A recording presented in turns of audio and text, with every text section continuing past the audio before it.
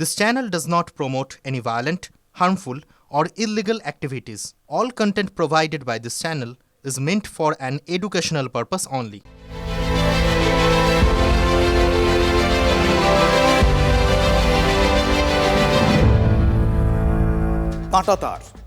কাঁটাতারের কথায় আসতেই হচ্ছে, তার কারণ এ নিয়ে এখন ওপার এপার নানা রকম গন্ডগোল, নানা রকম ঝঞ্ঝাট।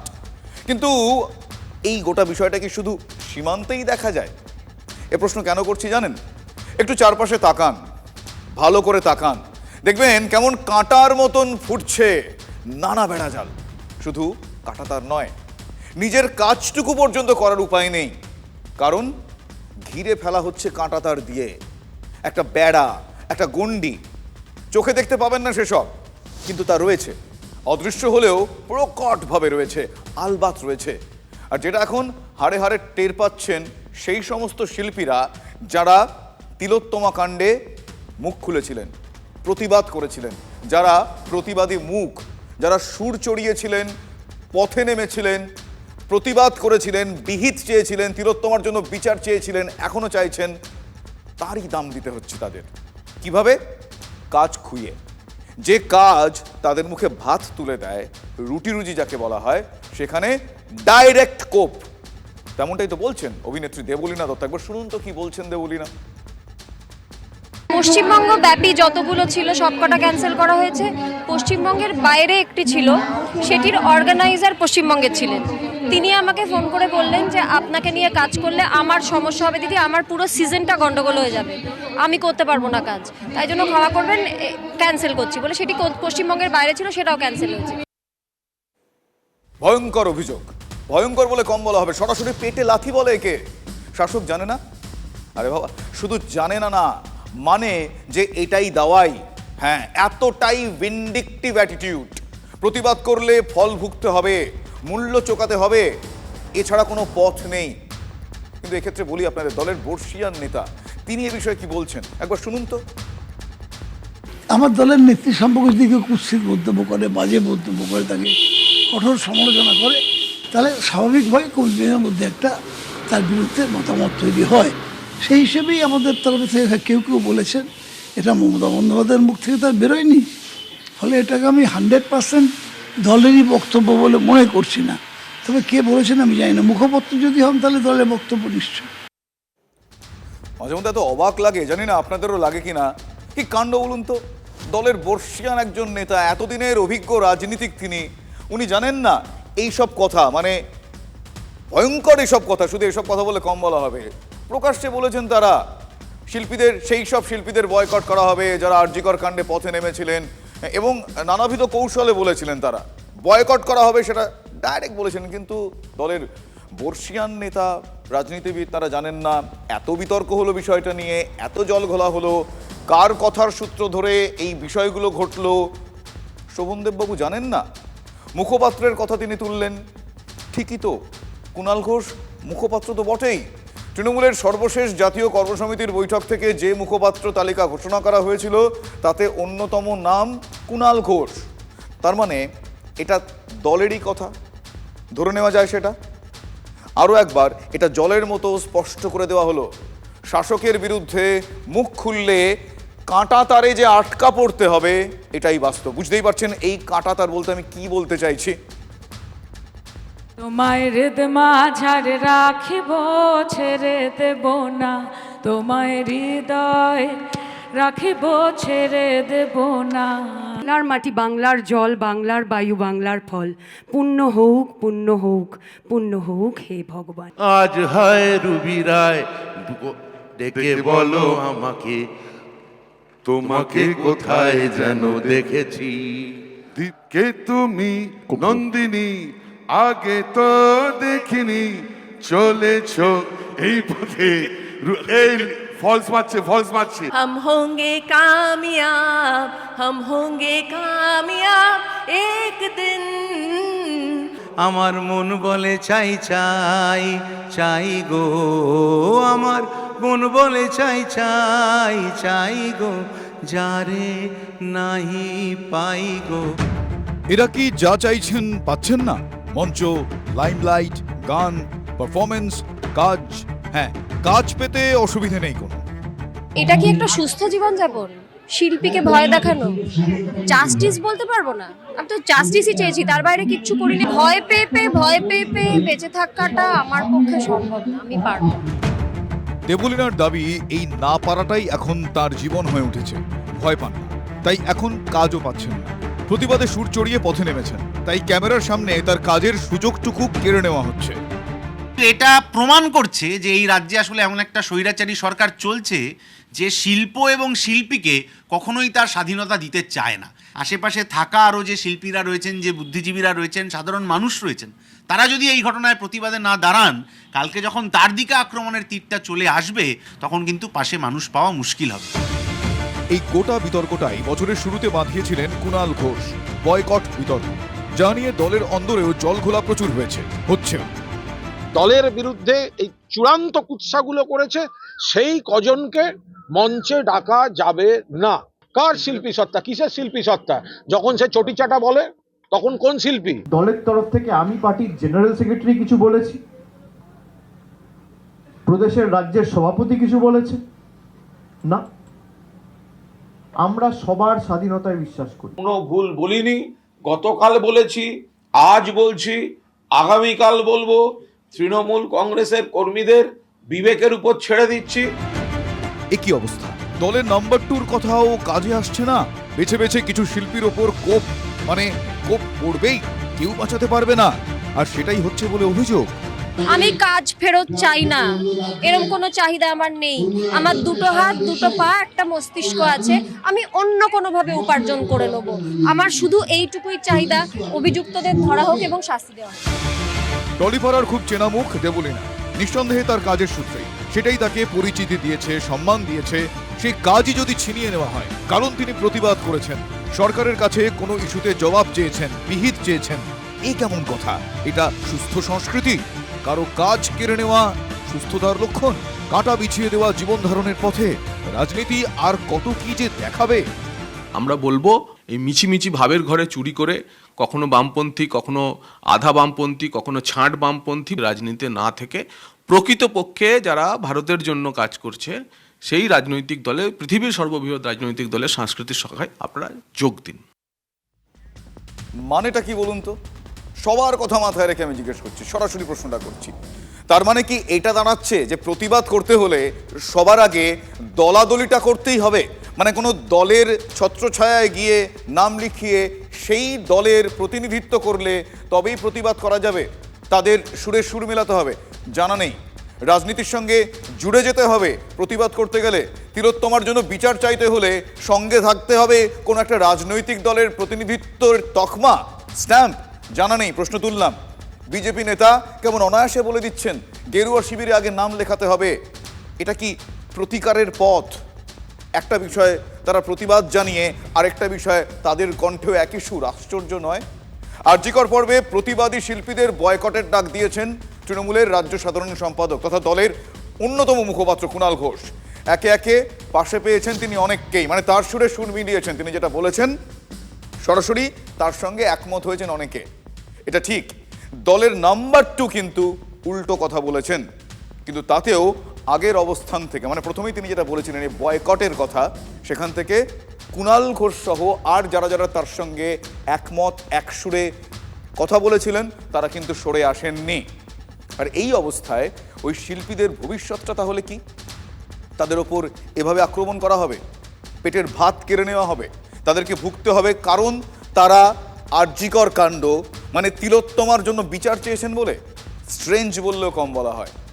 ওই যে শুরুতে আপনাদের বললাম না, কাঁটা তার, মানে কাঁটা তার মানে ওই ফেন্সিং নয়, সীমান্ত নয়। এক্ষেত্রে অনেক অদৃশ্য কাঁটা তার রয়েছে, যেই তারের কাঁটায় এবার শিল্পীদের রক্তাক্ত করা হচ্ছে। অস্বাভাবিক শুধু নয়, বিস্ময়কর শুধু নয়, ভয়ঙ্কর।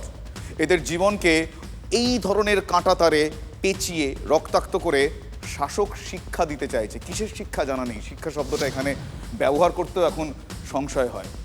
এই না হলে বাংলার রাজনীতি। রাজতন্ত্রের রাজার বিরোধিতা, রাজার সমালোচনার একটাই অর্থ হলো শাস্তি। আগেকার দিনে হলে শুলে ছড়িয়ে দিত, এখনো সেটা সাহস করতে পারছে না, ফাঁসি দিতে পারছে না, বাড়ির দরজায় গিয়ে দুটো বোমা মেরে আসবে। আর তারা কাজ পাবেন, এটাই স্বাভাবিক। এই শিল্পীদের কেউ ডাকতে পারবেন না। ফতোয়া, কোন ক্ষমতায় সব ফতোয়া দেওয়া হচ্ছে? এবং এই করে প্রতিবাদী মানুষকে রোখা যাবে না। আমরা চাই এই শিল্পীদেরকে নিয়ে বাংলার প্রতিটি প্রান্তে যেখানে শুভবুদ্ধি সম্পন্ন মানুষ আছে তারা অনুষ্ঠান করুন। আমার কর্পোরেশনে যদি কোনো ফাংশন হয় ডেকে নেব, ঠিক আছে? কেউ লক্ষণ রেখা মানে, কেউ মানে না। ভারত বাংলাদেশ সীমান্তে সেই সীমারেখা ভাঙারই বারবার চেষ্টা করে যাচ্ছে বিজিবি। বিএসএফ ভারতীয় সীমারেখায় কাঁটাতারের বেড়া দেবে, অথচ বিজিবির বেগড়বাই কাঁটাতারের বেড়া দেওয়া যাবে না, যেন মামার বাড়ির আবদার করছেন তারা। আহ্লাদে আটখানা হলেই হলো। কদিন আগে মালদা সীমান্তে এ নিয়ে তপ্ত হয়েছিল পরিস্থিতি। সীমান্তের ভারতীয়রাই জব্দ করেছিল বিজেপিকে, সেখানকার মানুষজন তারাই রুখে দাঁড়িয়েছিলেন, বিএসএফকে কিচ্ছু করতে হয়নি। এবারও তাই হলো। কুচবিহারের কুচলিবাড়ি সীমান্তের ছবি আপনাদের দেখাবো। সেখানে গ্রামবাসীরাই কাঁটাতারের বেড়া দিলেন, তারাই কাফি। আমার দেশ, আমার সীমানা, আমাদের জমি, তুমি কে হে আমাদের সীমান্তে নাক গলাতে এসেছো? বিজেপি এখানেও অশান্তি বাঁধানোর ধান্দায় ছিল, সীমান্ত ঘিরতে দেবে না বলছিল, কিন্তু বললেই হলো। আপনারা দেখুন ছবিতে, ছবি এখানে স্পষ্ট কথা বলছে।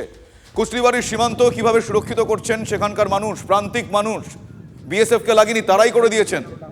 সীমান্ত ঘেঁষা, নিজেদের চাষের জমি নিজেরাই তারা ঘিরে দিচ্ছেন।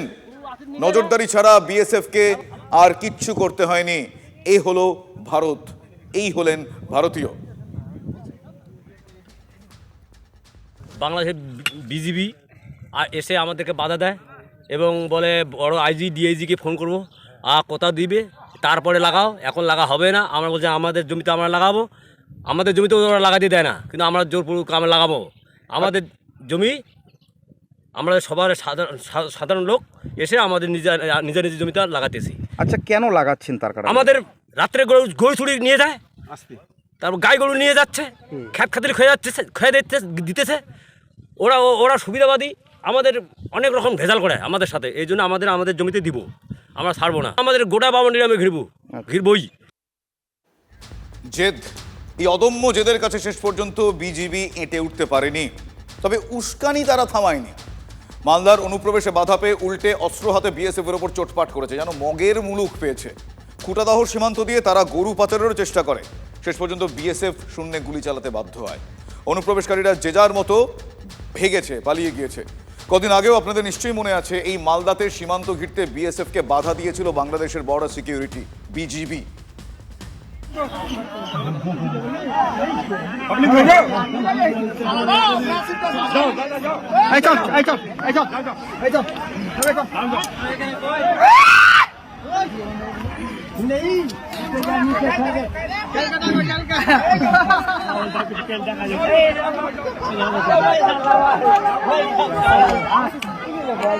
সীমান্তের সমস্ত চোরাপথ বন্ধ হয়ে যাচ্ছে, কাঁটাতারের বেড়া উঠছে। সেটাই কি বাংলাদেশকে চিন্তায় ফেলেছে? চোরাপথে পণ্য ঢোকা যে শুধু বন্ধ হবে তা নয়, জঙ্গি ঢোকার পথও বন্ধ হয়ে যাবে। তাতেই পায়ে পা দিয়ে বিজিবিকে অশান্তি বাঁধানোর চেষ্টা করতে বলা হচ্ছে। তবে বিএসএফ কিন্তু অ্যাকশন মোডে। আরও একবার আমরা জানিয়ে রাখলাম, পেট্রাপোল সীমান্ত থেকে জয়ন্তপুর পর্যন্ত অরক্ষিত এলাকায় কাঁটাতারে ঘিরছে বিএসএফ। ট্রিপ ফ্লেয়ার বসছে, কাঁটাতার কাটতে গেলে যন্ত্রই অ্যালার্ট করবে। ইতিমধ্যে বিএসএফের তরফে জমি অধিগ্রহণ করা হয়েছে এবং তার নির্ধারণ করা হয়েছে এরকম বাঁশ দিয়ে।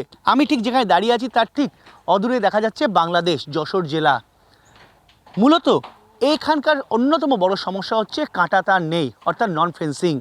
কিন্তু সেই এলাকার নজরদারির জন্য ইতিমধ্যেই বিএসএফের তরফে একাধিক মডার্ন ইকুইপমেন্ট ব্যবহার করা হচ্ছে, যেরকম ট্রিপ প্লেয়ার, টিভিজেড camera, boom camera, bullet camera. বাংলাদেশে আভ্যন্তরীণ পরিস্থিতি হোক বা অন্যান্য সময় পাচারকারীদের রুখতে একাধিক ইকুইপমেন্ট ইতিমধ্যে বিভিন্ন জায়গায় লাগানো হয়েছে। বিশেষ করে ট্রিপ প্লেয়ার, যেখানে পা লাগলেই মূলত জানান দেবে বিএসএফ জওয়ানদের যে এখান থেকে অনুপ্রবেশ ঘটছে। এটা তো ঘটনা যে অবাধে অনুপ্রবেশ হয়েছে। রাজনীতির চাপানুতরে বিএসএফকে নিয়েও টানাটানি হয়েছে। রাজ্য কেন জমি দিচ্ছে না, বিরোধীরা সে প্রশ্নও তুলেছে। পাল্টা বিএসএফ এর নজরদারি নিয়ে প্রশ্ন করেছে শাসক দল। কিন্তু গত কয়েক মাসে ছবিটা বদলে দিচ্ছে আমাদের সীমান্ত কতটা অরক্ষিত। সেই ব্ল্যাক হোলেরই নজর এখন বিএসএফ এর। আর তাতেই কি বিজেপির গাত্রদাহ? বিজেপি কি সেই কারণে একটু রেগে উঠছে? উস্কানি কি সেই কারণেই দিচ্ছে এই বিজিবি? বিএসএফ খুব কনফিডেন্ট আছে, একটু না ওই ঘুড়িটা যখন কাটা হয় না একটু সুতো ছাড়তে হয়,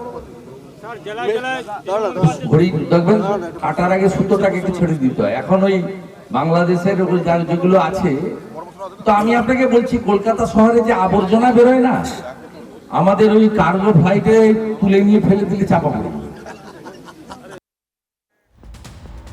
এ বাংলায় বরাবরই বাঘেদের দাপাদাপি। স্যার আশুতোষ মুখোপাধ্যায় থেকে হালামোলের কেষ্টমণ্ডল, না চোখ কোঁচকাবেন না প্লিজ। স্যার আশুতোষকে বাংলার বাঘ বলা হতো আর কেষ্টকে বীরভূমের বাঘ বলে ডেকেছেন মন্ত্রিসভার নাম্বার 2। আর সে কথাই বলছিলাম, আমি মনে করালাম সে তো মানুষকে বাঘ বানানো, কিন্তু রিয়েল বাঘ, এই রিয়েল বাঘের দাপটের তটস্থ এই মুহূর্তে সুন্দরবন আর জঙ্গলমহলের মানুষ।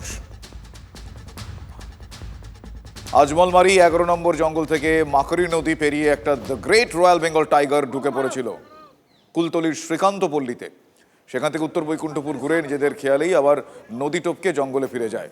বাঘমাগ দেখুন, ওই বাঘ ফিরতে না ফিরতেই গতকাল ওই মাকড়ি পেরিয়ে আরেকটি বাঘ ঢুকে পড়ে মইপিচ বৈকুণ্ঠপুর গ্রাম পঞ্চায়েতের নগেনাবাদ গ্রামে।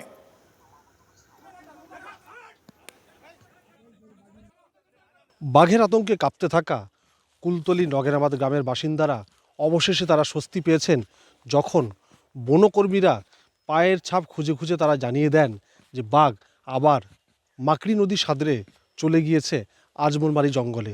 বাঘ চলে গেছে কি করে বুঝলেন? দেখছি তো হেঁটে চলে গেছে, হেঁটে গেছে মানে বাঘ দেখছি চলে গেছে। বুঝলেন কি করে? পায়ের ছাপ দেখে হেঁটে নিচে নেমে গেছে। ওনারা বলছে চলে গেছে, আমরা তো নিচে নেমে দেখিনি। গতকাল সকালেই মানুষ দেখতে পান যে একেবারে নগরনাথ যে গ্রাম রয়েছে সেই গ্রামের যে বাঁধ এবং বাঁধ সংলগ্ন ম্যানগ্রোভের জঙ্গল, সেখানে বাঘের টাটকা পায়ের ছাপ রয়েছে। স্বাভাবিক কারণের সাথে সাথে সেখানে বনকর্মীরা চলে আসে পুলিশ, গোটা জায়গাটাকে জাল দিয়ে ঘিরে ফেলা হয়। বাঘ লোকালয়ে আসেনি, একেবারে জঙ্গল থেকে বেরিয়ে নদী সাদরে ফিরে গিয়েছে আপন ডেরায়। সুন্দরবন তো বাঘের ঘর, রয়্যাল বেঙ্গল টাইগার দুনিয়া বিখ্যাত, সেখানে বাঘে মানুষের ঘর সংসার চলতেই থাকে সারা বছর। কিন্তু ইদানিং জঙ্গল মহলেও বারবার এই বাঘের আতঙ্ক কিন্তু ছড়াচ্ছে। ওড়িশার শিমলিপাল থেকে বাঘিনী জিনাত 3 জেলায় মানুষকে ভয়ে কাঁটা করে রেখে শেষ পর্যন্ত কাবু হয়ে ধরা দিয়েছিল ঘুমপাড়ানি গুলির দ্বারা।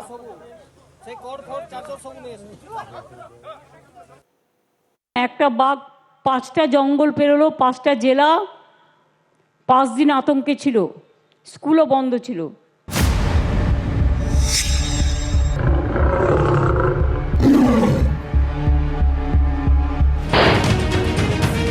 যেই আমরা উদ্ধার করলাম, আমাদের বন বিভাগ প্রশাসন সকলে মিলে দিন রাত খেটে সঙ্গে সঙ্গে ফোন আসতে শুরু করলো, ফেরত দাও ফেরত দাও ফেরত দাও, আর দিয়ে দিলাম। এবার আবার একটা চলে এসছে কাল।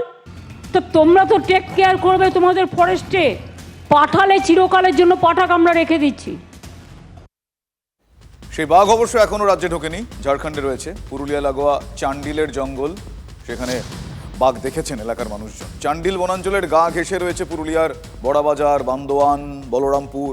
সেখানকার বাসিন্দাদের আশঙ্কা যে কোনো সময় বাঘ ঢুকে পড়তে পারে পুরুলিয়ার বনাঞ্চলে, তারা আতঙ্কে রয়েছেন। ঝাড়খণ্ডের বাঘের উপস্থিতি আরো একবার পরিষ্কার হলো। চান্ডিল বনাঞ্চলের চৈনপুর গ্রামের এক পরিবার গত বুধবার রাত্রে এই বাঘকে দেখতে পায়। 9টার দিকে এসেছিল, তখন দেখতে পালি। কি এসেছিল? বাঘ। আর কোথায় কাম করতেছিল আপনি? আপনি তাই ধান সিজাতেছিল, আগুন জ্বালতেছিল, এখন দেখে পালি কেন ঘর দিকে সামালি ডরে। তার বাদে ডাকলি এদের বাবাকে, বলছে আসো না দেখো ওইটা কি জিনিস বটে। ফোনে ওরা বলছে নাই ঘর সামা, বলছে ওইটাই বটে, বলছে বাঘটাই বটে। फिर मैंने देखा तो हम इस लोगों को बताया, अगल बगल में सारा आदमी को बताया, तो ये लोग और भयभीत हो गया। हम खुद ही नहीं मार रहे थे कि ऐसा ऐसा बात है, ऐसा ऐसा देखने को मिलेगा, लेकिन मतलब आपको विश्वास हो गया बाघ है? नहीं था, हमको विश्वास नहीं था। लेकिन विश्वास हुआ कि नहीं है? फट से विश्वास किसी को चीज़ पर नहीं करते हम, लेकिन कल हम जब अपना आँख से देखा तो हमको विश्वास हो गया कि वास्तव में बाघ है। कोई माने चाहे ना माने, हम देखे हैं तो देखे हैं, अपना आँख से देखे हैं। বাড়ি থেকে কেউ বেরোতে পারছেন না, সন্ধ্যার আগেই তারা বাড়ি ফিরে যাচ্ছেন। গত 3 দিন ধরে এই এলাকায় রয়েছে। बहन बेटी हम लोग का यहाँ से कोई जंगल लकड़ी उकड़ी लाने नहीं जा रहा है, और फिर बाघ का डर से कोई घर से नहीं निकलते? हाँ, शाम 4-5 बजे के बाद तो कहीं जाता ही नहीं है डर से 2-3 दिन से। ভয় কাটা গ্রামের পর গ্রাম, দুই রাজ্যেই। অথচ ডিএফও কি বলছেন? ডিএফও বলছেন ঝাড়খণ্ড সরকার বাঘ সম্পর্কে কিচ্ছু জানায়নি। ঝাড়খণ্ডের তরফ থেকে আমাদের কাছে কোনো অফিসিয়াল মেসেজ ওনারা এখনো পাঠাননি বা জানাননি। এবারে সবাই যেরকম শুনেছেন আমরাও সেরকম শুনছি, বা মিডিয়াতে যে খবর আসছে আমরা যা দেখছি তাতে আমরা পরিস্থিতির উপর নজর রাখছি। এরিয়াটা আমাদের বর্ডার থেকে খুব দূরে নয়, আমরা সতর্ক আছি। এই যে এত গন্ডির কথা বলছি, লোভও কি কোনো গন্ডি মানে বলুন তো? মালদার দুলাল সরকার সেটা বুঝেছিলেন কি? তার জন্য এমন একটা ভয়ঙ্কর দিন অপেক্ষা করেছিল, সেটা দুলাল কি টের পেয়েছিলেন? পুলিশ অফিসিয়াল না বলুক, ধোঁয়াশা কিন্তু কাটছে। মোটিভ মোটামুটি এখনো পর্যন্ত পরিষ্কার। টাকা মাস গেলে মোটা মোটা নোটের তাড়া। কত হতে পারে সে অ্যামাউন্ট? 40 লক্ষ টাকা প্রতি মাসে। যত কাণ্ড ওই লোভ, এই লোভকে আর গন্ডি দিয়ে বেড়া জাল দিয়ে আটকানো যাচ্ছে না। দেখুন, হঠাৎ করে যদি কারো 40 লাখি সাম্রাজ্য হাত থেকে বেরিয়ে যায় বা সেই সম্ভাবনা তৈরি হয়, তাহলে অনর্থ তো বাঁধবেই। বেশিরভাগ ক্ষেত্রে তাই হয়, এক্সেপশনস আর দেয়ার, সেটা আমরা জানি, ব্যতিক্রম রয়েছে। আর ওই অর্থেই অনর্থ এক্ষেত্রে তাই। নরেন্দ্রনাথ তিওয়ারি কি সেই কারণেই তার পথের কাঁটা সরানোর চরম সিদ্ধান্তটা নিতে বাধ্য হয়েছিলেন বা নিয়ে ফেলেছিলেন? আমাদের হাতে চাঞ্চল্যকর তথ্য দেখুন। লোভ মানুষকে কোন জায়গায় নিয়ে যায় এটা তার একটা নিদর্শন, যে মানুষ যদি লোভী হয়ে পড়ে, রাজনৈতিক দলের নেতাই হোক আর যেই হোক, তাহলে একটা সময় না একটা সময় তাকে তার জন্য মূল্য দিতে হয়। দুলাল সরকারকে সেই চরম মূল্য দিলেন, মানে মাস গেলে 40 লাখের মাসুল দিতে হলো। রেলের ঠিকাদারি, রেলের স্ক্র্যাপের ব্যবসা, রেলের লোডিং আনলোডিং এর বরাত থেকে কাটমানি, অবৈধ 60টা জুয়ার ঠেক, এমনকি রুটে টোটো চলার জন্য মাসে একটা টাকা দিতে হয়, হয়েছে ইনফ্যাক্ট। সব মিলিয়ে এই টাকার অঙ্কটা 40 লক্ষ। দীর্ঘ সময় এই বিপুল অঙ্কের টাকার সাম্রাজ্য ছিল নরেন্দ্রনাথ তিওয়ারির হাতে, কিন্তু দুলালের উত্থানে এই সাম্রাজ্য হাতছাড়া হওয়ার প্রয়াস। উল্টে দুলালের অনুগামীদের হাতে নরেন্দ্রনাথের বেইজ্জতি। আর তাই দুলাল সরকার খুনের ব্লুপ্রিন্ট তৈরি করা হলো কি, এ প্রশ্ন পরিস্থিতি তুলছে। মাসিক তোলার বা রোজগার যদি 40 লক্ষ টাকা হয়, তাহলে তৃণমূলের আমলে জেলায় জেলায় কি স্তরে সিন্ডিকেট রাজ এবং কাটমানির ব্যবস্থা চলছে আপনারা বুঝতে পারেন। মালদায় কান পাথর সবাই শুনতে পারেন, যে তৃণমূলের কাউন্সিলর খুন হয়েছে তার প্রভাব, প্রতিপত্তি, ক্ষমতা, টাকা কতটা, আর সেগুলোকে দেখে কাদের জ্বালা ধরেছিল, সব ওপেন। এবং এ ঘর ঘর কা কাহিনী, শহর শহর কা কাহিনী, শুধুমাত্র তো মালদা না, প্রত্যেকটি জেলা শহরে এই ধরনের ঘটনা আছে। এবং কোনো না কোনো 1, 2, 3, 4 নেতা যারা প্রতিষ্ঠিত রেজিস্টার্ড তোলাবাজ হিসেবে এইভাবে লক্ষ লক্ষ টাকা সরকারি রাজস্ব, প্রাকৃতিক সম্পদ লুট করে চলেছে। কিছু কিছু মানুষ এই ধরনের রাজনৈতিক ক্ষমতাকে কাজে লাগিয়ে অন্যায়ের পথে পা বাড়ান। একদম আটঘাট বেঁধে দুলাল খুন। কিন্তু প্রশ্ন সেটা নয়। একটা মানুষকে খুন করার জন্য কেউ 50 লক্ষ টাকার সুপারি দেয়, তাহলে ভাবুন কোন বৃহত্তর স্বার্থে এই দুলাল ঘা দিয়ে ফেলেছিল। শুধু ঠোঁট কাটা নয়, বিরোধীরাও একই প্রশ্ন তুলছে।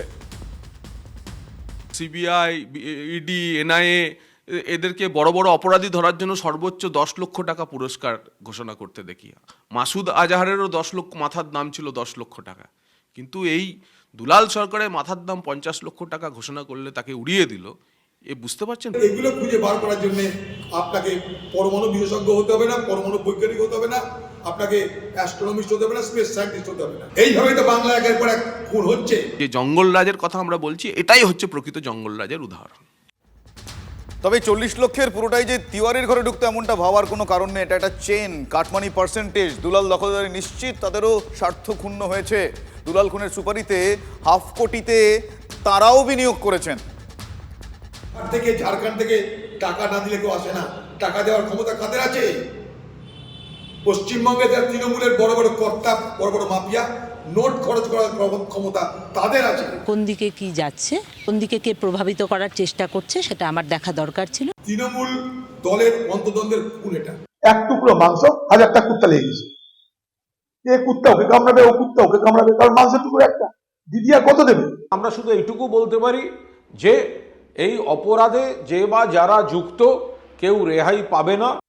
কলকাতা জেলায় প্রাথমিকে প্রধান শিক্ষক নিয়োগ প্যানেলে স্থগিতাদেশ হাইকোর্টের। অভিজ্ঞতার ভিত্তিতে নিয়োগের প্যানেল তৈরি না হওয়ার অভিযোগ উঠছে। 21 জানুয়ারি রাজ্যকে রিপোর্ট দিতে নির্দেশ বিচারপতির।